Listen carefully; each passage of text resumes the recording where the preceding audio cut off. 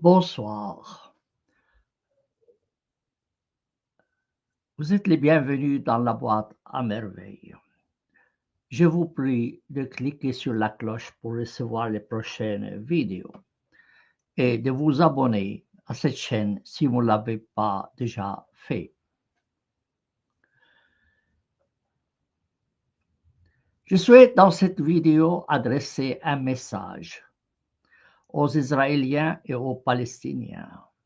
Un message aux Israéliens et aux Palestiniens. Celui qui prend par l'épée sera pris par l'épée. C'est le titre de cette vidéo. Celui qui prend par l'épée sera pris par l'épée. Cette phrase est attribuée à Jésus. Et lorsqu'il priait à Gethsémani, Judas est venu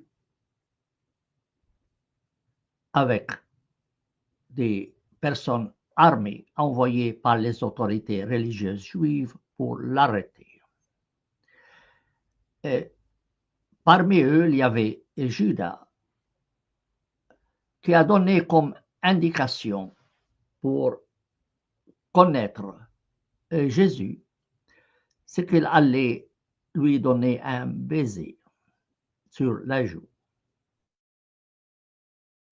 Et à ce moment-là, Jésus-Christ a été arrêté.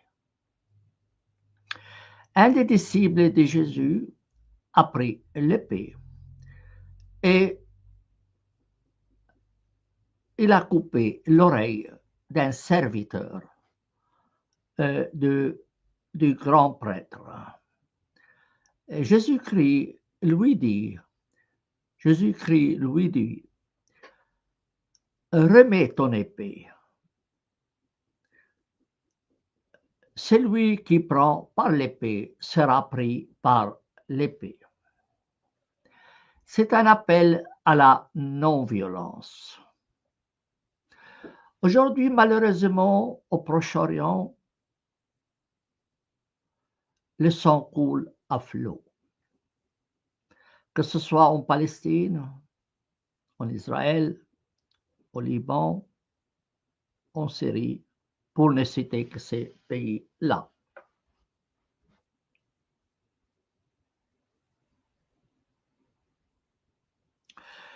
Quand est-ce que les habitants de cette région mettre fin à ce flot de sang? La violence qu'exercent les uns et les autres ne peut contribuer à la paix au Proche-Orient. Elle ne fait qu'augmenter la haine mutuelle. Il se trompe si Israël pense qu'à travers ces violences contre les habitants de Gaza pourra s'assurer la paix.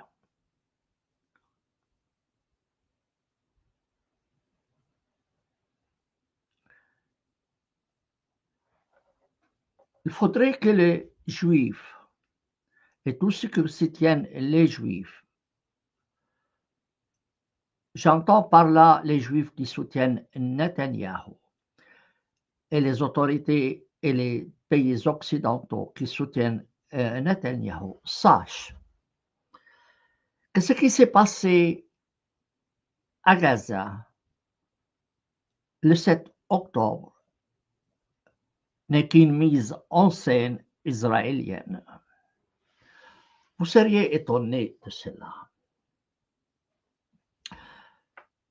Commençons par les débuts. Qui a créé Hamas? Qui a créé Hamas? Ou qui a autorisé la création de Hamas? Évidemment, Hamas est composé de Palestiniens musulmans. Il a été créé par Israël pour diviser les rangs des Palestiniens. Israël a fourni des armes à Hamas. Et avec ces armes, Hamas a tué des adhérents de Yasser Arafat. Plusieurs policiers de Yasser Arafat étaient jetés par-dessus les toits. Il est impossible d'envoyer $1 en Cisjordanie ou à Gaza si ce n'est qu'avec l'autorisation d'Israël. Il contrôle tous les systèmes bancaires dans la région.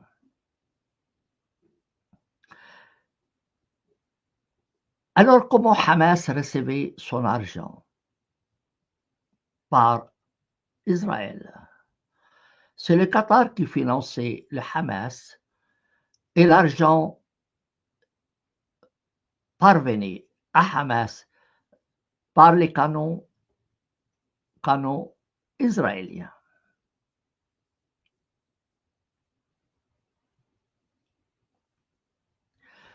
Le 7 octobre, je vous ai dit, eh bien, une mise en scène israélienne pour pouvoir justifier les crimes d'extermination dont sont victimes les Palestiniens actuellement par Israël. Quelle est ma preuve? Et ça, les Juifs doivent le savoir. Israël a retiré son armée de la frontière avec Gaza quelques jours avant le 7 octobre. Il était au courant de la préparation du 7 octobre. Il a retiré son armée pour permettre à Hamas d'entrer, de traverser les frontières sans problème.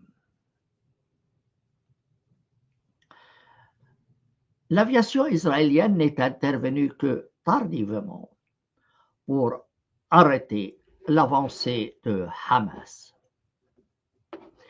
Et jusqu'à aujourd'hui, Israël refuse de créer une commission d'enquête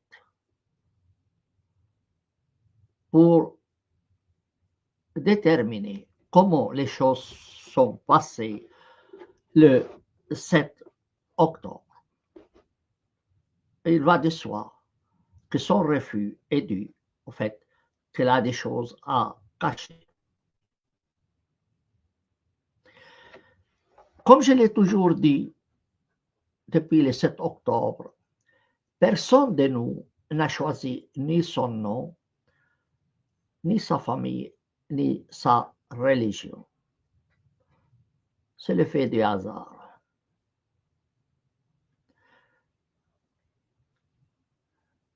De quel droit donc Netanyahou extermine 14 000 enfants palestiniens et 10 000 femmes palestiniennes, et des chiffres parlent même de 400 000 Palestiniens tués par Israël. 400 000 tués par Israël.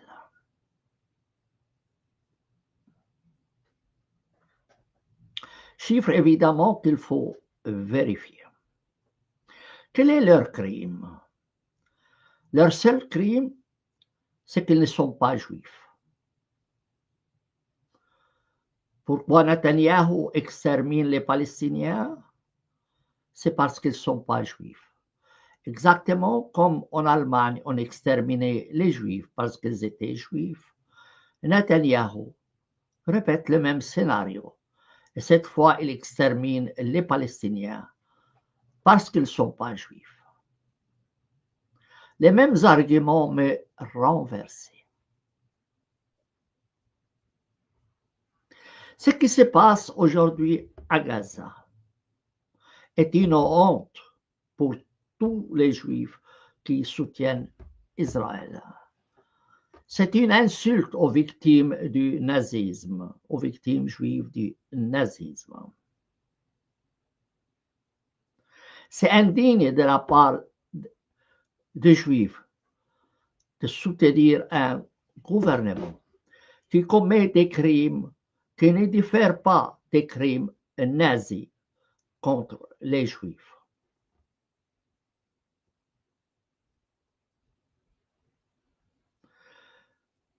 Je suis personnellement contre Israël et contre Hamas. Et ce que je réclame, c'est un seul État avec des droits égaux pour tous, selon le modèle de la Suisse, dont d'ailleurs j'ai traduit la Constitution en langue arabe à la demande de la Confédération suisse. Je réclame de Hamas qu'il libère tous les otages israéliens, tous les otages israéliens. Je lui demande aussi de déposer les armes et de se dissoudre. D'autre part, je demande à Israël de libérer tous les prisonniers palestiniens, d'annexer la Cisjordanie et Gaza et d'accorder la nationalité à tout le monde et de créer un État citoyen où tous seraient traités sur un pied d'égalité, quelle que soit leur religion. Je demande aussi aux autorités palestiniennes en Cisjordanie de supprimer l'article de leur constitution qui dit que l'islam est religion officielle de l'État. Israël doit de son côté aussi supprimer l'idée d'un État juif. Israël doit être un État à la manière suisse où tous sont des citoyens, indépendamment de leur religion.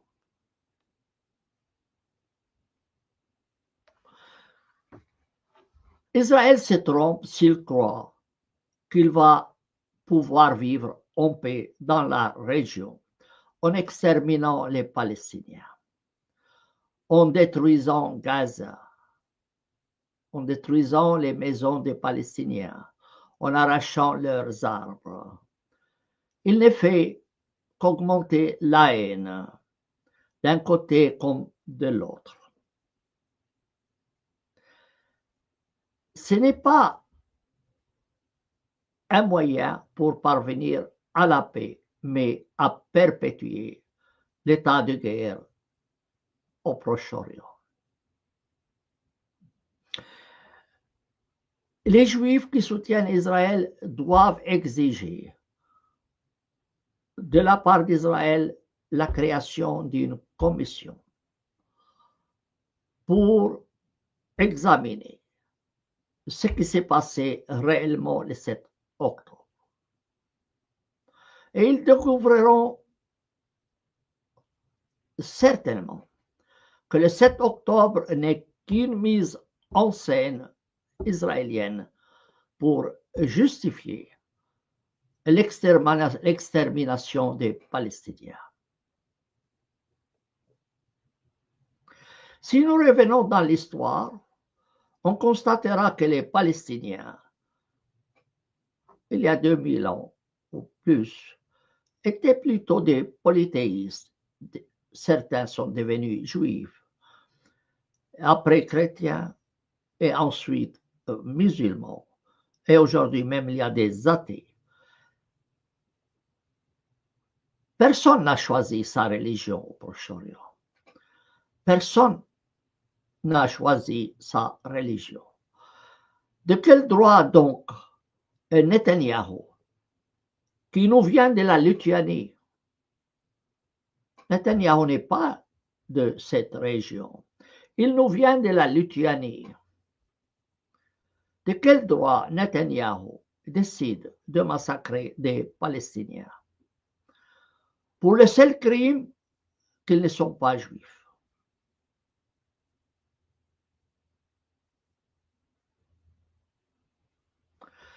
Mon message donc aux Palestiniens, aux Israéliens, de mettre fin à ces conflits et de trouver une solution sans effusion de sang. On en a assez des morts, des blessés, de cette politique de destruction israélienne. On en a assez aussi de Hamas. Les victimes, d'un côté comme de l'autre, n'ont pas choisi. Ce sont des politiciens assoiffés de sang qui décident de la situation et qui, eux, arrivent à s'aimer la haine dans la population d'un côté comme de l'autre. Évidemment, il faudrait préparer les deux populations, palestinienne et israélienne, à s'accepter mutuellement. Israël, en massacrant les Palestiniens, ne fait en fait que de massacrer des Juifs devenus musulmans sans même avoir choisi leur religion.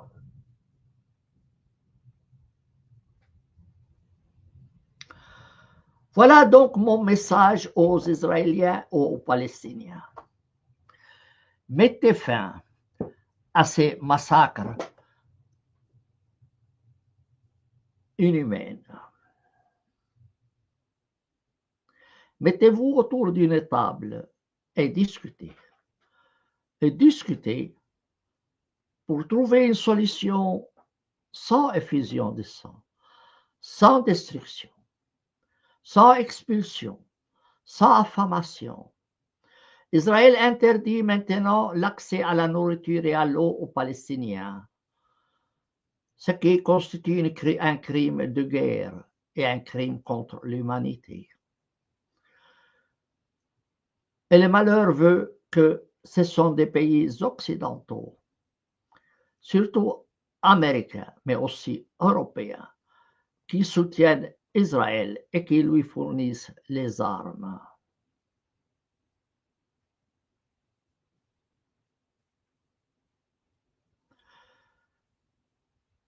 Je ne peux rien, personnellement, face à ce qui arrive dans ma région d'origine. Mais j'ai le devoir de dénoncer cette politique d'extermination, cette politique de guerre irrationnelle, stupide.